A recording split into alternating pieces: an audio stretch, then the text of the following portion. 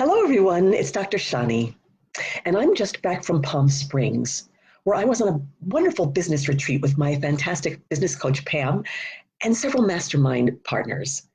That sounds like hard work, doesn't it? Sitting in a luxury home in Palm Springs with a pool and a spa and having our business meetings outside under the palm trees. Well, while we definitely enjoy those surroundings, actually, we really do some very hard work when we're there.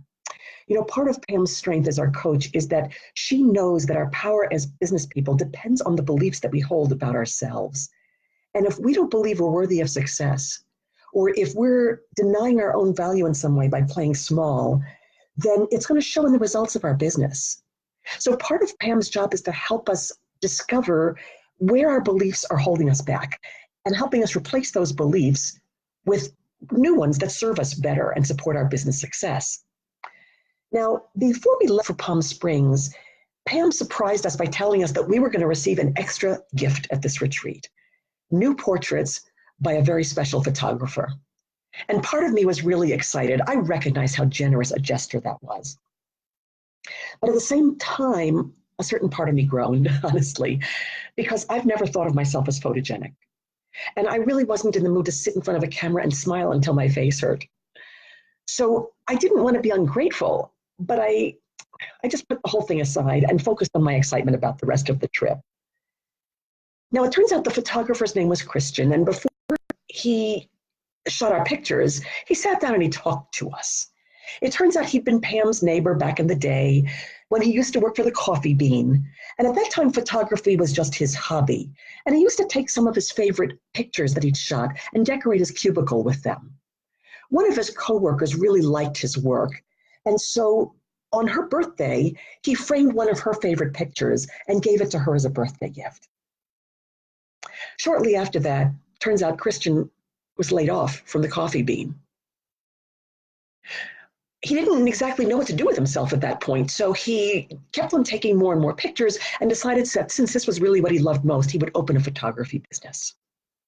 Several months after that, he heard from that coworker that he'd given the birthday present to. And she was now an executive assistant for a very fancy firm way up on the 40th floor of a tall building. They had a new office. They were looking to furnish that office with photography. And she wanted Christian to put a bid in for that work. Well, Christian put a bid in for $3,000. He was excited because he was actually going to make $1,000 profit on that deal. And a few days after he submitted his bid, his former coworker, called him back and said, "Christian, I want to give you some information. We've already had two bids for this work, one for $100,000 and one for $90,000. Your work is really good, and I'd love to see you competitive here. I just want you to submit a bid that's a little under that second bid. You're probably going to get this job." Well, Christian was pretty shocked by that, but nevertheless, he pulled up his bootstraps, got that bid in, and won the job for $85,000.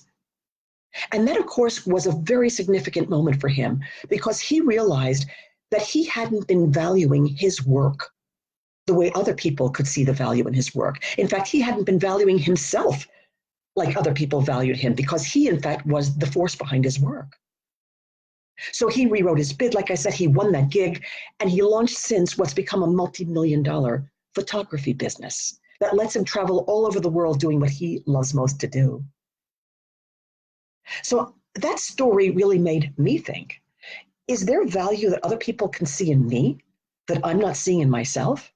And how would I show up in my work or in my relationships if I saw, or even better, if I owned my full value? Well, it turns out there was something huge about my own value that I wasn't seeing. And I'm going to tell you about that in a future video. But meanwhile, I'd love to hear from you. How do you think you're valuing yourself? Along the cancer journey, it's easy to lose sight of your full value. You may not have the energy you once had, and you may feel like you're contributing less to the world. You may have scars. You may have lost body parts even. You may not be feeling whole. And so I'd love for you to think, right where you are now, what are you contributing to the world? Can you see it? What value are you placing on that?